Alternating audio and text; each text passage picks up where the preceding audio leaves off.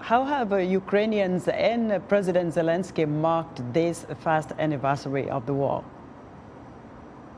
Well, look, mercifully, it's been a pretty calm day, a contrast, of course, to what happened here in the capital, Kiev, exactly a year ago, with explosions going off around the capital and air raid sirens, none of which we've heard today. It's been largely a day for maybe private reflection for people here to think about what has changed in Ukraine over the last year, and for far too many people, of course, an opportunity to reflect on maybe the family members or friends they might have lost during Russian bombardments and Russian military advances on their country. There haven't been many public commemorations today, though we did see Ukrainian President Volodomyr Zelensky earlier this morning handing out medals, for example, to soldiers who were in battle for Ukraine against Russian forces, but also to a widow and her son, handing a medal to a soldier posthumously.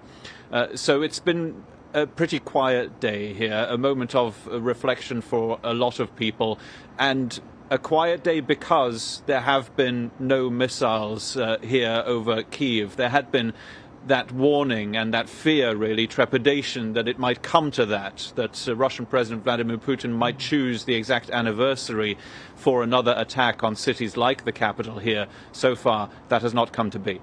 And Philip, Kiev has been asking for assistance when it comes to weapons. Is anyone heeding this call? What's happening?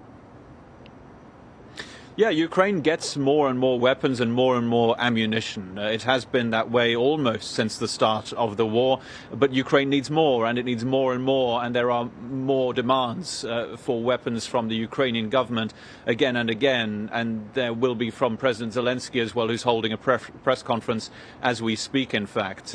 Ukraine got today some of the tanks that it has called for and that has been promised. The Polish Prime Minister was in town today and will almost literally brought 4 Leopard tanks with him. These are advanced tanks that Ukraine hopes will make a difference on the battlefield, largely in eastern Ukraine. Of course, Kyiv wants other weapons as well. It wants long-range weapon systems. It wants fighter jets as well from the United States, for example, or from other NATO member countries. Those promises don't exist yet, that those will be delivered. But Ukraine, over the last 12 months, when it has said it desperately needs a type of weapon, it has often received them. So it might be somewhere in the future that Ukraine gets more advanced weapons that maybe gives it the chance to win this war against Russia.